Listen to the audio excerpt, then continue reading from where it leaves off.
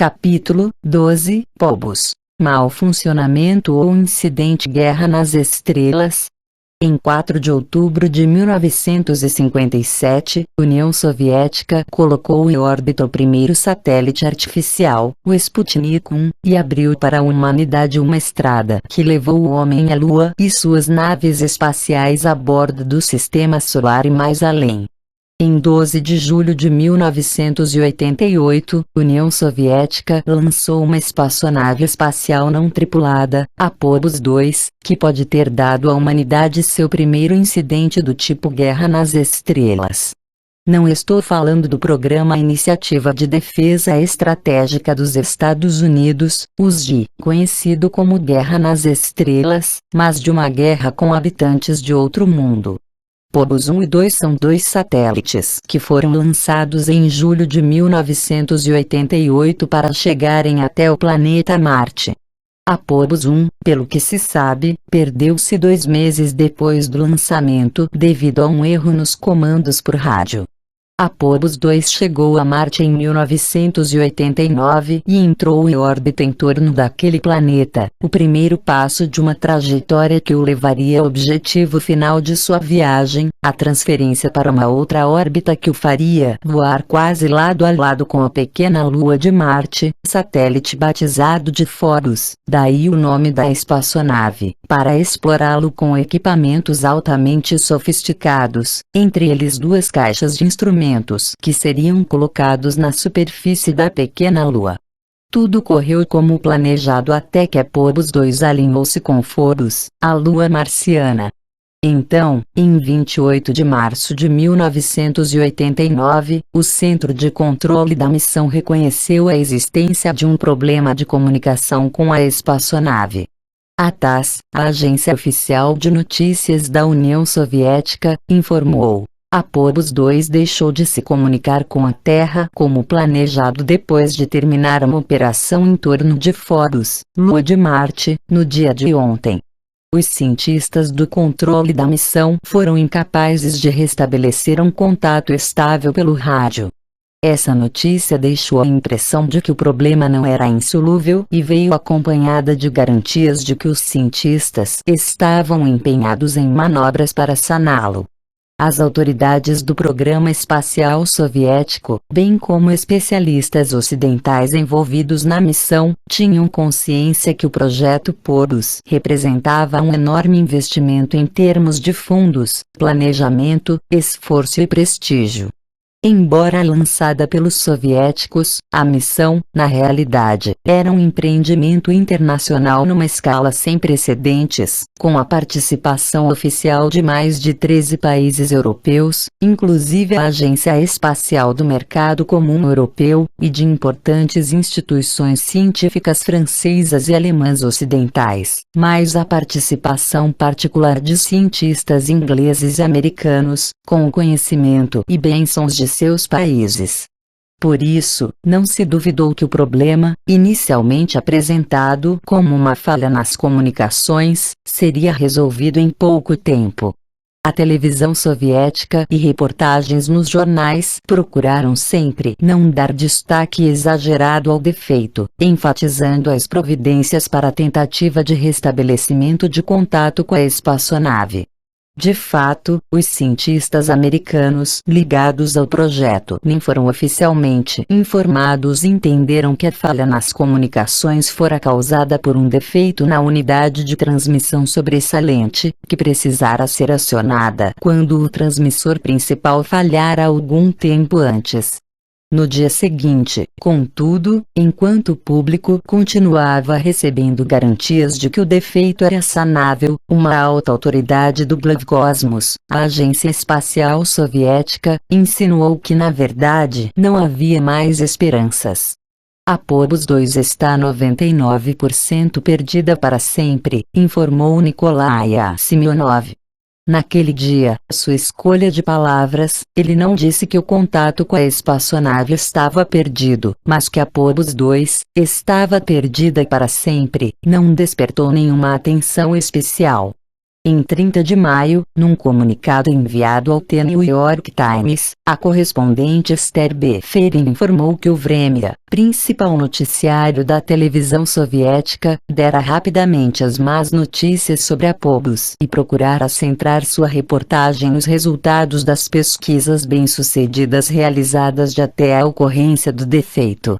Os cientistas soviéticos convidados para o programa exibiram algumas imagens, mas disseram que ainda não está claro que pistas elas poderiam oferecer para a compreensão de Marte, Phobos, o Sol e o espaço interplanetário.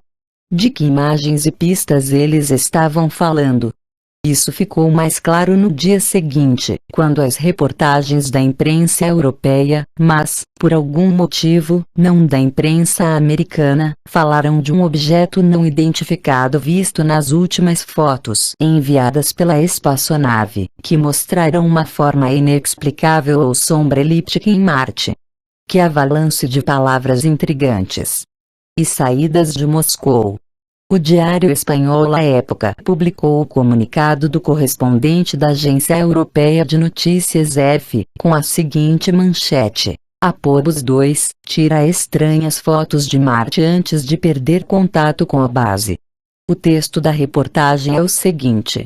O noticiário Vremya revelou ontem que a sonda espacial Phobos 2, que orbitava Marte quando os cientistas soviéticos perderam contato com ela, fotografou um objeto não identificado segundos antes da falha nas comunicações. O programa dedicou um longo segmento às estranhas fotos enviadas pela espaçonave antes de perder contato com a Terra e mostrou as duas mais importantes, onde se vê uma grande sombra. Os cientistas qualificaram de inexplicável a última foto tirada pela espaçonave, onde a elipse fina pode ser vista com clareza. O fenômeno, afirmou-se, não podia ser uma ilusão de óptica porque foi captado com a mesma clareza tanto pelas câmeras em cores como pelas que transmitem imagens em infravermelho. Um dos membros da Comissão Espacial Permanente, que trabalhou dia e noite para tentar restabelecer contato com a sonda espacial perdida, declarou na televisão soviética que, na opinião de todos os cientistas da comissão, o objeto parecia uma sombra na superfície de Marte. De acordo com os cálculos feitos por pesquisadores da União Soviética, a sombra que aparece na última foto enviada pela Phobos 2 tem cerca de 20 km de comprimento. Alguns dias antes, a espaçonave já registrara um fenômeno idêntico, só que na foto enviada na ocasião a sombra tinha entre 26 e 30 km de comprimento. O repórter do Vremya perguntou a um dos membros da comissão espacial se o formato do fenômeno não fazia lembrar um foguete espacial, ao que o cientista respondeu: isso é fantasiar. Seguem-se detalhes sobre os objetivos originais da missão. Nem preciso dizer que essa é uma notícia surpreendente e literalmente do outro mundo, que dá margem para mais perguntas do que pretende responder. A perda de contato com a espaçonave foi associada, se não em palavras, pelo menos em insinuações, com a observação de um objeto na superfície marciana segundos antes do defeito. O objeto culpado é descrito como uma elipse fina e chamado tanto de fenômeno como de sombra. Ele foi captado pelo menos 2 vezes. A reportagem não esclarece se foi no mesmo local, e era capaz de mudar de tamanho, pois na primeira tinha cerca de 20 km e na segunda, e fatal, ocasião, tinha entre 25 e 30 km. E, quando o repórter do Vremya perguntou se aquilo era um foguete espacial, o cientista só disse: isso é fantasiar. Bem, então o que era, ou é, aquilo? O prestigioso semanário Aviation Week Space Technology, em seu número de 3 de abril de 1989, publicou um artigo sobre o incidente baseando-se em fontes de Moscou, Washington e Paris. As autoridades francesas ficaram extremamente preocupadas com o caso, pois um defeito no equipamento de transmissão, contribuição da França para a missão, refletiria muito mal sobre sua indústria aeroespacial, enquanto que um ato de Deus a isentaria de culpa. A revista apresentou o incidente como um problema de comunicações que ainda não fora resolvido apesar de uma semana inteira de tentativas de se restabelecer contato. Ela também informou que os funcionários do Instituto Soviético de Pesquisas Espaciais de Moscou haviam dito que o problema ocorrera depois de uma sessão de fotos e recolhimento de dados, após a qual a Phobos 2 tivera de mudar a orientação de sua antena. O segmento de coleta de dados funcionou como planejado, mas logo em seguida não foi mais possível se estabelecer um contato confiável com a Phobos 2. Na ocasião, segundo o artigo, a Phobos 2 estava numa órbita quase circular em torno de Marte e entrando na fase dos preparativos finais para o encontro com o satélite Phobos. Embora o AVST tenha atribuído o incidente a um problema de perda de comunicações, uma reportagem publicada poucos dias depois pela Science, 7 de abril de 1989, falou sobre a aparente perda da Phobos 2, referindo-se, portanto, à espaçonave como um todo, e não apenas aos seus sinais. Segundo esse importante periódico, o fato aconteceu em 27 de março, quando a sonda virou-se de seu alinhamento normal com a Terra para fotografar Phobos, a pequenina lua marciana, o alvo primário da missão. Quando chegou o momento da sonda voltar a virar automaticamente a antena para a Terra, nada mais se ouviu. A ciência então acrescentou ao seu relato uma sentença que continua tão inexplicável como todo o incidente e a tal elipse fina vista na superfície de Marte. Ela diz: algumas horas depois, foi recebida uma transmissão muito fraca, mas os controladores não conseguiram segurar o sinal. Nada mais foi ouvido na semana que se seguiu.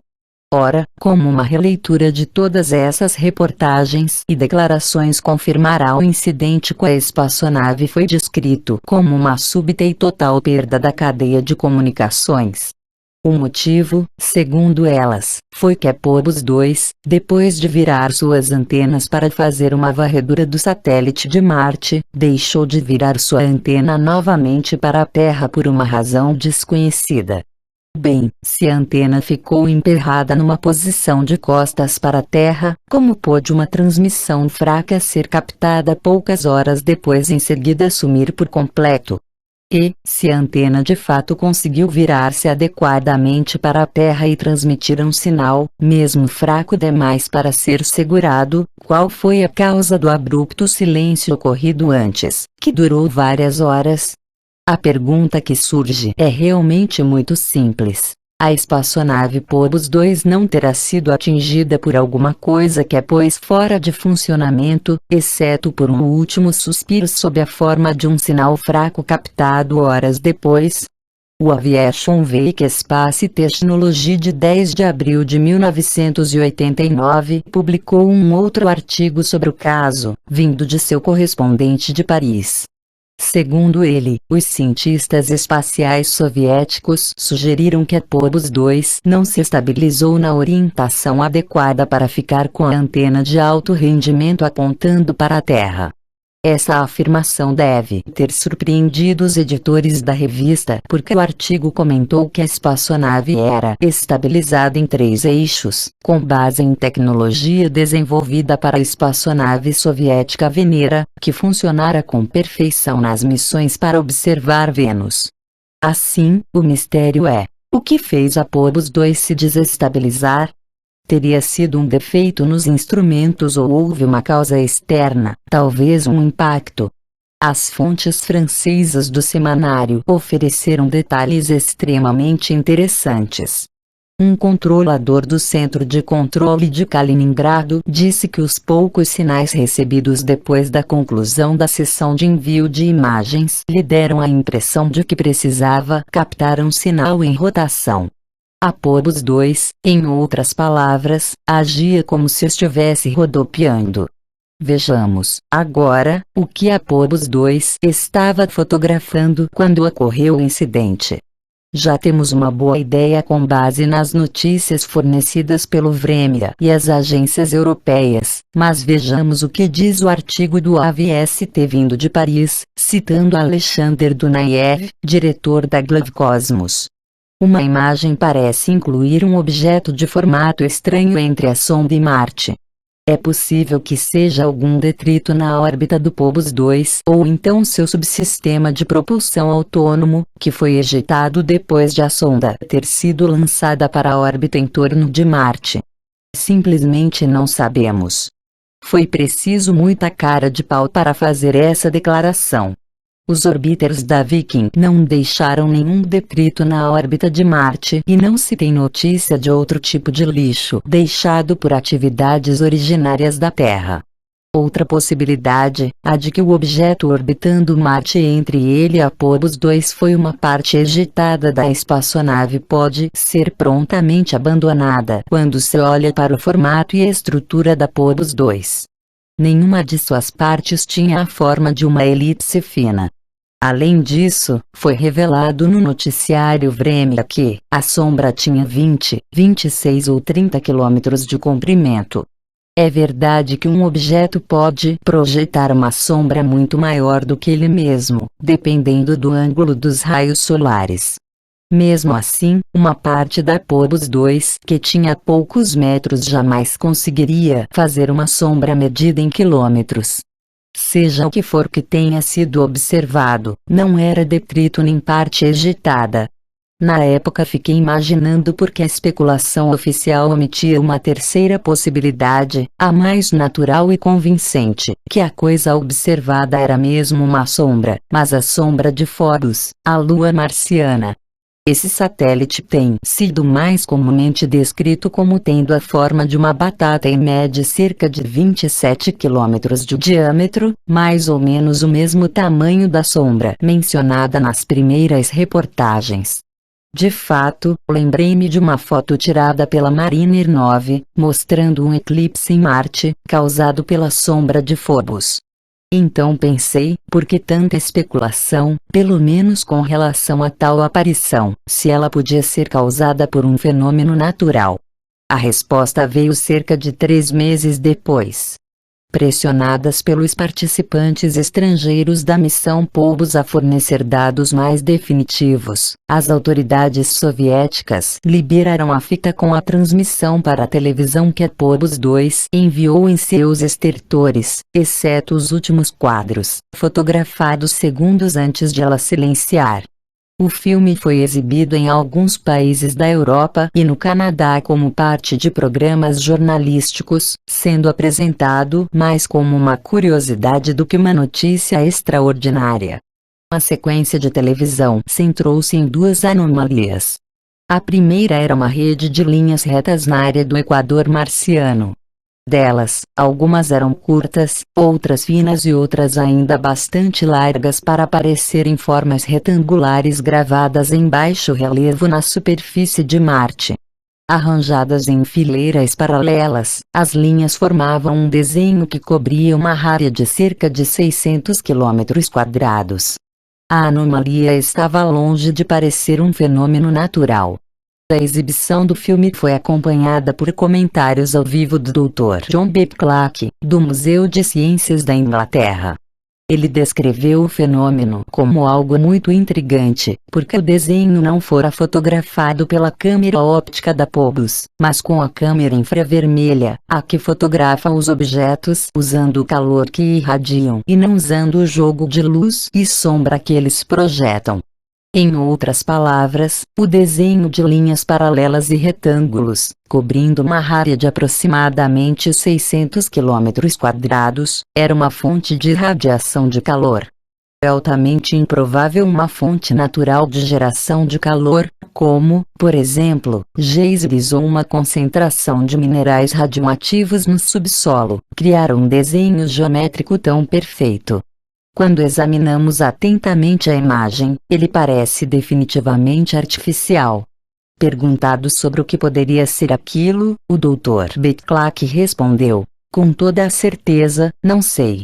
Como as coordenadas da exata localização dessa formação anômala não foram liberadas ao público, é impossível avaliar sua relação com outro intrigante aspecto na superfície de Marte, que pode ser visto no quadro 4209/75 da Mariner 9. Ele também fica localizado na área equatorial do planeta, longitude 186,4, e tem sido descrito como recortes incomuns com braços radiais saindo de um bloco central, causados, segundo os cientistas da NASA, pelo derretimento e colapso de camadas de gelo permanente. O desenho das formações, que faz lembrar a planta de um aeroporto moderno, com um miolo circular do qual se irradiam longas galerias que abriam os portões de embarque, pode ser melhor visualizado quando a foto é virada, mostrando tanto as depressões como as protuberâncias. Chegamos agora à segunda anomalia mostrada no filme de televisão. Vê-se na superfície de Marte uma forma escura bem nítida que realmente poderia ser descrita, como aconteceu no comunicado inicial de Moscou, como sendo uma elipse fina. Ela é bem diferente da sombra da Phobos registrada há 18 anos atrás pela Mariner 9. Esta é uma elipse mais arredondada e crespa nas bordas, devido à superfície acidentada do satélite.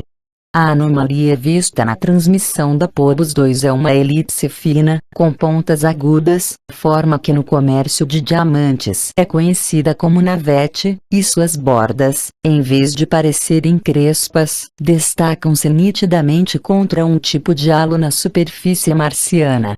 Segundo o Dr. Becklach, é algo que está entre a espaçonave e Marte, porque podemos ver a superfície marciana sob ela. Em seguida, ele acrescentou que o objeto fora fotografado tanto pela câmera óptica como pela infravermelha. Todos esses motivos explicam por que os soviéticos não aventaram a hipótese de a elipse fina ser a sombra da Lua marciana.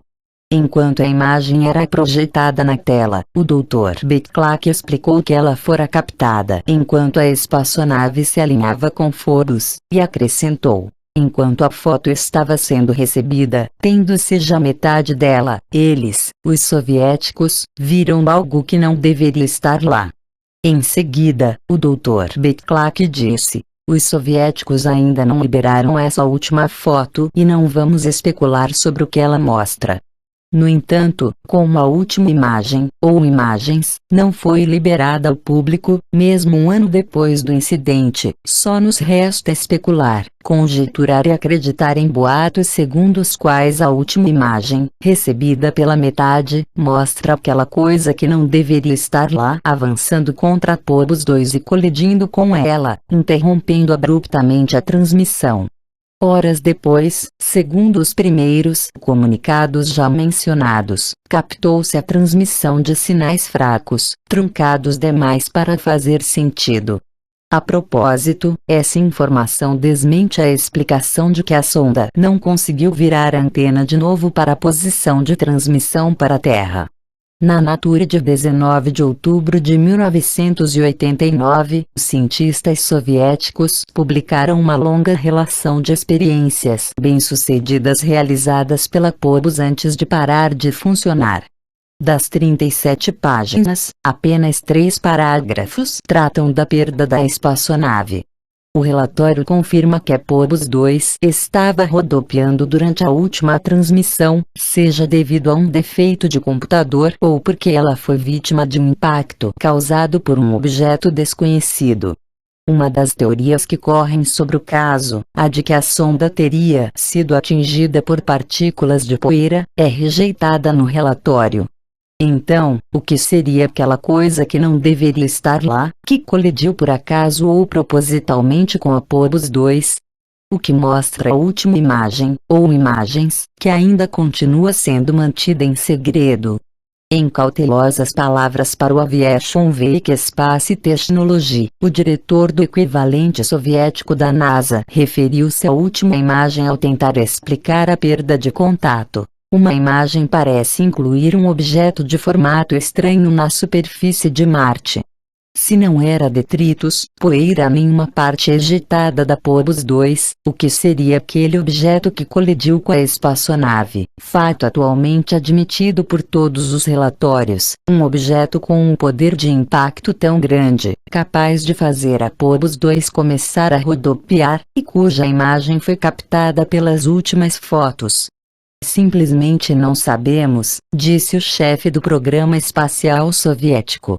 No entanto, os indícios da existência de uma antiga base espacial em Marte, e a estranha sombra no firmamento do planeta nos levam a uma chocante conclusão. O que as imagens secretas escondem é a prova de que a perda da Phobos 2 não foi um acidente, mas sim um incidente. Talvez o primeiro incidente de uma guerra nas estrelas. Alienígenas de outro planeta abateram um artefato espacial que invadia sua base marciana. Já lhe ocorreu, leitor, que a resposta do diretor do programa espacial soviético, simplesmente não sabemos, ao ser perguntado sobre o que era o objeto de forma estranha entre a Phobos 2 e Marte, é o mesmo que chamar essa coisa de OVNI, um objeto voador não identificado? Faz muito tempo, décadas agora, que o fenômeno de início chamado de disco voador e mais tarde OVNI, tornou-se um enigma mundial, em que nenhum cientista de respeito se atrevia a tocar nem mesmo com uma vara de 10 metros, salvo, é claro, para ridicularizar tanto o fenômeno em si como os tolos que o levavam a sério. A moderna era OVNI, segundo Antônio Neus, autor científico internacionalmente famoso pelas suas palestras sobre o tema, começou em 24 de junho de 1947, quando Kenneth Arnold, um empresário e piloto americano, avistou uma formação de 9 discos prateados sobrevoando a cadeia de Cascade no estado de Washington. O termo Flying Saucers, pires voadores, que logo entrou no vocabulário dos norte-americanos, surgiu com base na descrição que Arnold fez sobre os misteriosos objetos. Embora o caso Arnold tenha sido seguido por uma enxurrada de supostos avistamentos nos Estados Unidos e outras partes do mundo, o caso OVNI, considerado mais significativo e que ainda é discutido e dramatizado no cinema e televisão, é a queda de uma espaçonave alienígena num rancho perto de Roswell, no Novo México, em 2 de julho de 1947, uma semana depois de Arnold ter visto os discos. Naquela noite, um objeto redondo e brilhante foi avistado no céu da região. No dia seguinte, William Brazel, um rancheiro, encontrou destroços espalhados num campo ao noroeste de sua propriedade. Os destroços e o metal de que eram feitos lhe pareceram muito estranhos e ele resolveu comunicar seu achado à base da Força Aérea do Exército, em Roswell, que na época era o único esquadrão com armas nucleares em todo o mundo. O Major Jesse Marcel, um oficial da inteligência, foi examinar os destroços em companhia de um oficial. Os destroços, de formato variado, tanto ao olhar como ao tato, pareciam ser feitos de balsa, mas o material não era madeira. Além disso, eles não dobravam ou queimavam, por mais que se tentasse. Em algumas partes, com formato de vigas, havia marcas geométricas que posteriormente foram descritas como parecidas com hieróglifos. Ao voltar para a base, o Major Marcel instruiu o encarregado das relações públicas para notificar a imprensa, o que foi feito em 7 de julho de 1947, avisando que a Força Aérea tinha recolhido os restos de um disco voador acidentado. O comunicado foi manchete do The Roswell Daily Record e logo estava sendo captado por um serviço de imprensa de Albuquerque, no Novo México. No entanto, poucas horas depois, um novo comunicado oficial, anulando o primeiro, foi emitido, afirmando que os destroços eram de um balão meteorológico. Os jornais publicaram esse segundo comunicado e, de acordo com algumas notícias, as estações de rádio receberam ordem de parar com as reportagens sobre o caso através da mensagem: cessar transmissão. Item de segurança nacional. Não transmitir. Apesar da versão revisada e dos comunicados oficiais subsequentes, negando qualquer tipo de incidente com disco voador em Roswell, muitos dos que estiveram pessoalmente envolvidos no caso insistem até hoje em aderir à primeira notícia. Muitos outros também sustentam que foram encontrados mais destroços num local próximo, uma área a oeste de Socorro, no Novo México. Testemunhas civis garantiram ter visto não apenas restos da nave, mas também vários cadáveres de supostos alienígenas. Conta-se que esses corpos, como outros encontrados em acidentes posteriores, foram examinados na base da Força Aérea de Wright-Patterson, em Ohio. Segundo um documento conhecido no Círculo dos Estudiosos de OVNI, por MJ-12 ou Majestic 12, alguns afirmam que se tratam de dois documentos distintos. Em setembro de 1947, o presidente Truman formou um comitê secreto, de alto nível, para cuidar do caso Roswell e outros similares, mas a autenticidade desses documentos de até hoje não foi comprovada. O que se sabe com certeza é que o senador Barry Goldwater, que foi presidente ou membro de vários comitês do Senado sobre inteligência, serviços armados, guerra tática, tecnologia e espaço, e outros relacionados com esses temas, repetidamente teve negado acesso a um certo salão azul da base de Wright-Patterson. Há muito desisti de tentar entrar no Salão Azul da Wright-Patterson, pois colecionei uma longa série de negativas, vindas de um chefe após o outro, escreveu o senador em resposta a uma indagação sobre o assunto, feita em 1981. Esse negócio ficou tão secreto, que é impossível conseguir qualquer informação sobre. Reagindo a contínuas reportagens sobre OVNIs avistados e a inquietação causada por um excessivo sigilo oficial, a Força Aérea dos Estados Unidos fez várias investigações sobre o fenômeno por meio de projetos como o SIGINT, Grudge e Blue Book. Entre 1947 e 1969, cerca de 13.000 comunicados sobre OVNIs foram pesquisados e praticamente todos terminaram sendo atribuídos a fenômenos naturais, balões meteorológicos, aeronaves ou pura imaginação. Em 1953, o Serviço de Inteligência Científica da CIA convocou uma reunião de cientistas e autoridades governamentais. Conhecido como Robertson Panel, esse grupo passou 12 horas assistindo a filmes que mostravam supostos OVNIs e estudando relatos de casos e outras informações. Terminada a reunião, o grupo chegou à conclusão que explicações razoáveis podem ser sugeridas para a maioria das visões. No entanto, segundo os relatórios do encontro, as evidências apresentadas mostraram que os poucos casos restantes não podiam ser explicados por causas conhecidas, sobrando apenas a explicação de extraterrestres para eles, embora, como salientou o grupo, nosso atual conhecimento do sistema solar nos faz crer que a existência de seres inteligentes, em algum lugar que não seja na Terra, é extremamente improvável. Enquanto continuava a desmistificação oficial dos relatórios sobre OVNIs, outra investigação seguindo os mesmos moldes e com conclusão similar foi o estudo científico sobre objetos voadores não identificados da Universidade do Colorado, realizado em 1966 e 1969, crescia o número de visões e encontros, e foram surgindo grupos amadores de investigação em muitos países. Foram esses grupos que classificaram esses encontros ou contatos em 3 tipos: os de primeiro grau, as simples visões; os de segundo grau, aqueles onde se encontram evidências físicas da presença de OVNIs, como marcas de aterrissagem ou interferência em maquinário; os de terceiro grau, onde há contato com os ocupantes dos OVNIs. As descrições dos OVNIs, que antes variavam de pires ou discos voadores de até charutos voadores, hoje falam de objetos circulares, que quando pousados apoiam-se em 3 ou 4 pernas. Os relatórios sobre os ocupantes também estão mais uniformes.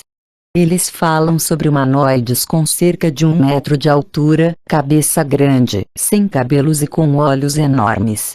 De acordo com o que se afirma ser um depoimento de uma testemunha ocular, um oficial da inteligência militar que viu destroços de OVNIs e corpos de alienígenas numa base secreta do Arizona, os humanoides eram muito brancos, sem orelhas nem nariz.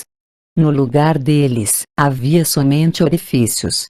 Boca muito pequena e olhos enormes. Nenhum fio de cabelo, barba ou pelos públicos. Estavam nus. Creio que o mais alto devia ter cerca de 1 metro, talvez um pouco mais. Essa testemunha acrescentou que não viu órgãos genitais nem seios, apesar de uns humanoides terem aspecto de machos e outros de fêmeas. O imenso número de pessoas que já contaram ter avistado OVNIs ou feito contato com alienígenas inclui gente das mais variadas profissões e locais geográficos. O presidente Jimmy Carter, por exemplo, num discurso feito durante sua campanha, em 1976, declarou já ter visto OVNIs. Em seguida prometeu liberar para o público e cientistas cada pedacinho de informação sobre OVNIs existente neste país. No entanto, por motivos nunca apresentados, essa promessa de campanha não foi cumprida. Além da política dos Estados Unidos de desmistificar os relatórios sobre OVNIs, o que mais irrita nos que acreditam neles é a tendência oficial de transmitir a impressão de que as agências governamentais perderam o interesse até mesmo em investigá-los, quando de tempo em tempo vem à luz que este ou aquele órgão, inclusive a NASA, está acompanhando o assunto de perto. Já na União Soviética, o Instituto de Pesquisa Espacial publicou em 1979 uma análise de observações de fenômenos atmosféricos anômalos na União Soviética. Fenômenos atmosféricos anômalos é o nome russo para OVNIs, e, em 1984, a Academia de Ciências constituiu uma comissão permanente para estudá-los. Na área militar, o assunto ficou sob a jurisdição do GRU, Primeira Diretoria de Inteligência do Estado-Maior Soviético, e suas ordens foram descobrir se os OVNIs não seriam veículos secretos de potências estrangeiras, fenômenos naturais desconhecidos ou sondas extraterrestres, tripuladas ou não, envolvidas na investigação da Terra. Entre as inúmeras visões já registradas ou insinuadas na União Soviética, estão algumas contadas por cosmonautas. Em setembro de 1989, as autoridades soviéticas tomaram a significativa medida de mandarem a TASS, a Agência Oficial de Notícias, reportar um incidente com o OVNIs ocorrido na cidade de Voronezh, de tal forma que ele ganhou manchetes em todo o mundo.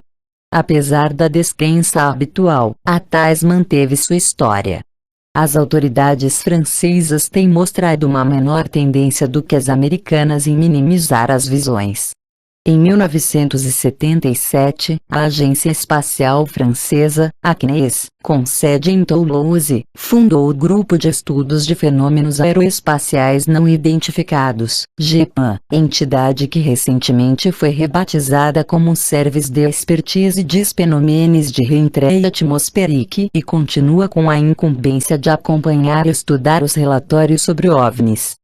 Entre os casos mais famosos da França está uma análise de solos onde parecem ter aterrissado OVNIs, cujos resultados revelaram presença de vestígios para os quais não existe explicação satisfatória.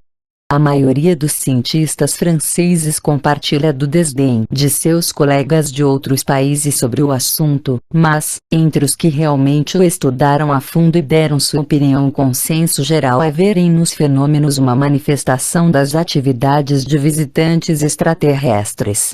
Na Grã-Bretanha, o véu jogado sobre o fenômeno OVNI tem sido mantido bem fechado apesar de esforços como os do Grupo de Estudos dos OVNIs da Câmara dos Lordes, constituído pelo Barão de Clancarty. Tive o privilégio de fazer uma palestra para seus membros em 1980. A experiência britânica, bem como a de muitos outros países, é contada com alguns detalhes no livro de Timothy Good, Above Top Secret, 1987. A riqueza de documentos nele citados ou reproduzidos nos leva à conclusão que de início os vários governos esconderam suas descobertas porque suspeitavam que os OVNIs eram aeronaves avançadas de potências inimigas e não estavam dispostos a admitir sua inferioridade militar. Quando a natureza extraterrestre dos OVNIs tornou-se a hipótese, ou conhecimento, primária, a lembrança de um possível pânico como o causado pelo programa de rádio de Orson Welles por ocasião da dramatização da Guerra dos Mundos de H.G. Wells, em 1938, foi usada como desculpa para o que tantos entusiastas dos OVNIs chamam de encobrimento. O verdadeiro problema que muitas pessoas têm em relação aos OVNIs é a falta de uma teoria coerente e plausível para explicar sua origem e propósito. De onde eles vêm? E por que vêm? Eu mesmo jamais vi um OVNI, claro, nunca fui raptado e examinado por seres com aspecto humanoide, donos de cabeças elípticas e olhos esbugalhados, experiência já vivida, se é que as afirmações são verdadeiras, por muitas pessoas. Todavia, quando me perguntam se acredito em OVNIs, às vezes respondo contando uma história. Costumo dizer às pessoas que estão em minha sala ou diante de mim num auditório: vamos imaginar que de repente aquela porta se abre de supetão e um rapaz, ignorando todas as formalidades, muito agitado e ofegante de tanto correr, grita: "Vocês não vão acreditar no que aconteceu comigo." Então começa a contar que estava caminhando pela zona rural quando começou a escurecer. Cansado, ele juntou algumas pedras e cobriu-as com sua mochila, fazendo um tipo de travesseiro, e logo adormeceu. Subitamente foi acordado, não por um barulho, mas por luzes brilhantes. Olhando para cima, viu seres subindo e descendo por uma escadinha que se erguia para o alto até alcançar um objeto redondo pairando no ar. A porta desse objeto estava aberta e era dela que saía luz brilhante. Contra a claridade, o rapaz viu a silhueta do comandante desses seres. A visão foi tão assustadora que nosso amigo desfaleceu. Quando voltou a si não havia mais nada de especial à sua volta. Fosse o que fosse aquilo, tinha desaparecido sem deixar vestígios. Ainda emocionado com sua experiência, o rapaz termina a história dizendo que não tinha certeza se o que vira fora real ou apenas uma visão, quem sabe um sonho. E nós, o que pensamos dessa história? Devemos acreditar nela? Bem, se acreditamos na Bíblia, temos de acreditar no que nos relatou o rapaz, porque o que acabo de contar é a história da visão de Jacó, como está no livro do Gênesis 28:11. Embora ali se diga que ele teve a visão quando estava num transe similar a um sonho, Jacó tinha certeza de que o que vira era real e falou: "Na verdade Yahvé está neste lugar e eu não o sabia, não é nada menos que uma morada dos deuses e a porta do céu." Uma vez salientei numa conferência onde outros oradores tocaram no assunto OVNIs que não é certo falar-se em objetos voadores não identificados. Eles só são não identificados, inexplicáveis para quem não os conhece, mas aqueles que os operam sabem muitíssimo bem o que são. Jacó, por exemplo, ao ver a nave circular pairando sobre ele, prontamente identificou-a como pertencente aos Elohim, aos deuses. O que ele não sabia, e isso a Bíblia deixa bem claro, era que o lugar que escolhera para dormir ficava numa plataforma de decolagem. A história da Bíblia que conta como o profeta Elias subiu aos céus num turbilhão fala do veículo que o transportou como sendo um carro de fogo.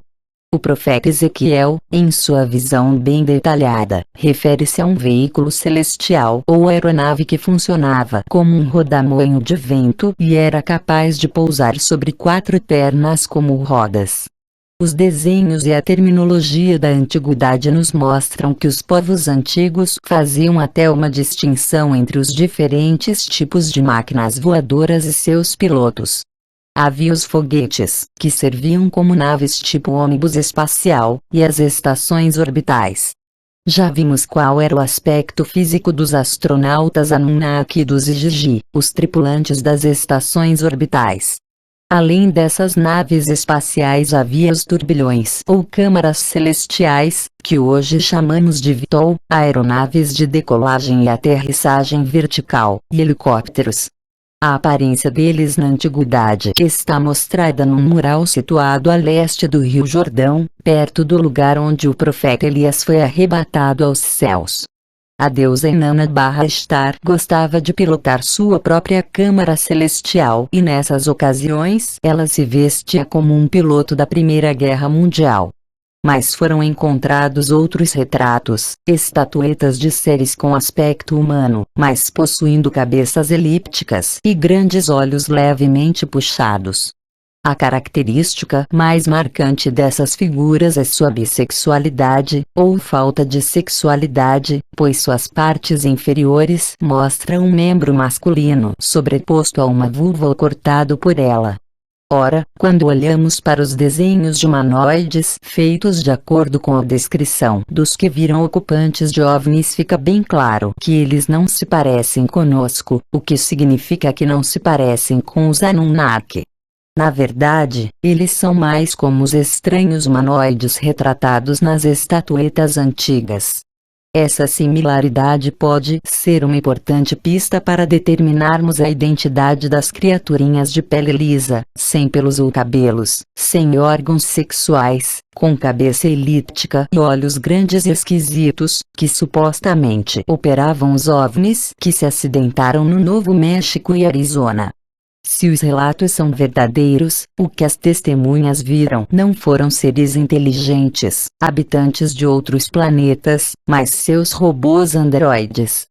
Mesmo que apenas uma pequenina porcentagem das visões de OVNIs seja verdade, é muito grande o número de naves alienígenas que vêm visitando a Terra nas últimas décadas, o que sugere que elas não podem estar vindo com tanta frequência e profusão de planetas muito distantes. A explicação só pode ser que elas vêm de algum lugar relativamente próximo da Terra. E o único planeta de nosso sistema solar que pode ser um candidato plausível é Marte, e sua pequena lua, Phobos. A esta altura, os motivos que tenho para afirmar que Marte pode ser uma base para a última etapa da viagem de visitantes espaciais que vêm à Terra já devem estar bem claros. As evidências que apresentei apoiam minha teoria de que no passado Marte foi uma base espacial dos Anunnaki. As circunstâncias envolvendo a perda da Phobos 2 indicam que há alguém lá em Marte, alguém pronto para destruir o que para ele é uma espaçonave alienígena. E como o pequeno satélite de Marte, Phobos, se ajusta a tudo isso? Para falar a verdade, ele se ajusta perfeitamente. Para entendermos por quê, devemos voltar um pouco para trás e fazer uma lista dos motivos da missão Phobos. Atualmente Marte tem duas pequenas luas chamadas Phobos e Deimos. Acredita-se que elas não são satélites originais do planeta, mas asteroides que foram capturados pela sua gravidade e entraram em órbita em torno dele. Os dois são do tipo carbonado, ver análise sobre os asteroides no capítulo 4, e por isso contém água numa quantidade substancial, sobretudo em forma de gelo em seu subsolo. Já foi apresentada a ideia de que com o auxílio de baterias solares ou um pequeno gerador nuclear, esse gelo poderia ser derretido para a obtenção de água. Esta, por sua vez, poderia ser separada em hidrogênio e oxigênio. O oxigênio seria usado para a respiração e como combustível, e o hidrogênio poderia ser combinado com o carbono existente nos satélites para a produção de carboidratos para a alimentação. Como acontece com outros asteroides e cometas, esses pequeninos corpos celestes contêm nitrogênio, amônia e outras moléculas orgânicas. De um modo geral, as luas de Marte têm o potencial para abrigar em bases autossustentadas, o que as torna uma verdadeira dádiva da natureza. Das duas luas, Deimos seria a menos conveniente para esse propósito. Ela tem apenas 14 km, por 13 por 11,2, e orbita a cerca de 24 mil km de Marte. A Phobos, muito maior, 27 por 21 por 19 km, está a somente 9.300 km do planeta, uma distância que seria facilmente coberta por um ônibus espacial ou nave transporte. Os dois satélites orbitam no plano equatorial do planeta. Phobos pode ser vista de Marte, ou ver o que está acontecendo lá, entre o paralelo 65 Norte e o 65 Sul, uma faixa da superfície do planeta que inclui todas as formações estranhas e aparentemente artificiais nele existentes, salvo a cidade Inca. Além disso, devido à sua proximidade, Phobos completa 3,5 órbitas em torno de Marte num único dia marciano, o que torna sua presença constante. O que também respalda a teoria de que Phobos seria uma estação orbital natural girando em torno de Marte. Sua gravidade, minúscula quando comparada com a da Terra e mesmo com a de Marte, muito menor. A potência necessária para uma decolagem de Phobos não seria maior do que a requerida para se desenvolver uma velocidade de escape de 24 km por hora. No caso inverso, muito pouca potência seria necessária para frear um pouso em Phobos. Existem bons motivos para as espaçonaves soviéticas Phobos 1 e Phobos 2 terem sido enviadas para o satélite de Marte. Não era segredo para ninguém que um dos objetivos primários da missão era coletar dados para a futura colocação de um veículo robô na superfície de Marte, prevista para 1994, que seria seguida, na década seguinte, pelo lançamento de um voo tripulado, depois do qual se pensaria no estabelecimento de uma base no planeta. Os comunicados feitos pelo controle da missão em Moscou, enquanto as sondas estavam se dirigindo a Marte, revelaram que elas carregavam equipamentos para localizar as áreas emitentes de calor em Marte e para se conseguir uma melhor ideia sobre que tipo de vida existe naquele planeta. Embora o adendo "se houver" tenha sido logo acrescentado a essa última frase, o plano de se fazer uma varredura completa nas superfícies de Marte e Phobos com raios infravermelhos e detectores de raios gama demonstra a intenção de se fazer uma busca muito rigorosa. Depois de terminarem a varredura de Marte, as duas espaçonaves deveriam voltar sua atenção total para o satélite Phobos, que então seria sondado com radar e com scanners de raios gama infravermelhos, e fotografado por 3 câmeras de televisão. Durante o processo haveria o lançamento de 2 módulos de aterrissagem na superfície do satélite. Um deles era um aparelho estacionário, que se ancoraria ao solo e transmitiria dados por um longo tempo, e o outro era um saltador, com pernas, que andaria ou deslizaria pela superfície de Phobos, dando informações sobre tudo o que encontrasse. A mala de truques da Phobos 2 não se esgotava aí. A espaçonave era equipada com um emissor de íons e um canhão laser que dirigiriam seus raios para o satélite, levantariam a poeira da superfície e pulverizariam parte do solo, permitindo à aparelhagem fazer uma análise da nuvem resultante. Nessa altura a sonda estaria a apenas 450 metros de Phobos e suas câmeras conseguiriam captar imagens de coisas de até com menos de 20 centímetros de tamanho. O que exatamente os planejadores da missão esperavam descobrir trabalhando tão de perto?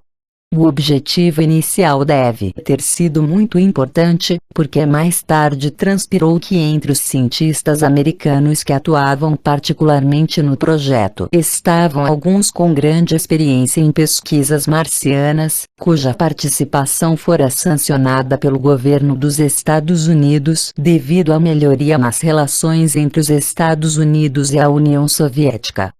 Soube-se também que a NASA colocou à disposição da missão sua rede sideral de radiotelescópios, que atua não apenas no rastreamento de satélites artificiais, mas também nos programas de busca de inteligência extraterrestre, SETI, e que cientistas do Laboratório de Jatopropulsão de Pasadena, na Califórnia, estavam auxiliando no acompanhamento das espaçonaves Phobos e monitorizando suas transmissões de dados.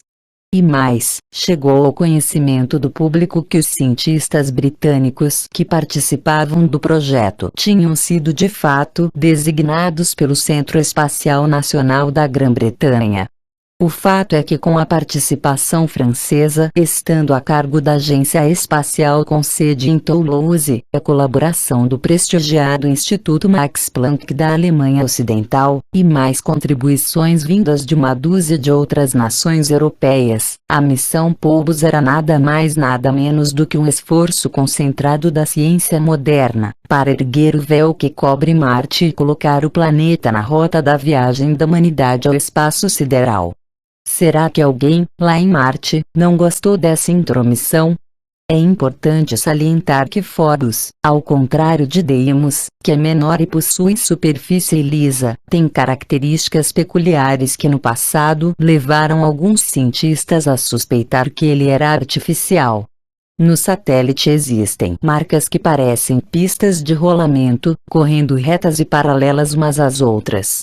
Elas possuem uma largura quase uniforme, entre 214 e 305 metros, e sua profundidade varia entre 23 e 27,5 metros, como medido pelas Viking. A possibilidade dessas valas ou pistas terem sido causadas por água corrente ou vento logo foi descartada, pois esses elementos não existem em Phobos. Essas pistas parecem levar a uma cratera que cobre mais de um terço do satélite e cuja borda é tão perfeitamente circular que parece artificial. O que são essas pistas ou valas, como surgiram, por que emanam da cratera? Será que a cratera é uma entrada para o interior da pequena lua de Marte? Os cientistas soviéticos sempre acharam que havia algo de artificial em Phobos de um modo geral, e um dos motivos para isso é que sua órbita circular quase perfeita em torno de Marte, quando está tão próximo dele, desafia as leis do movimento celestial.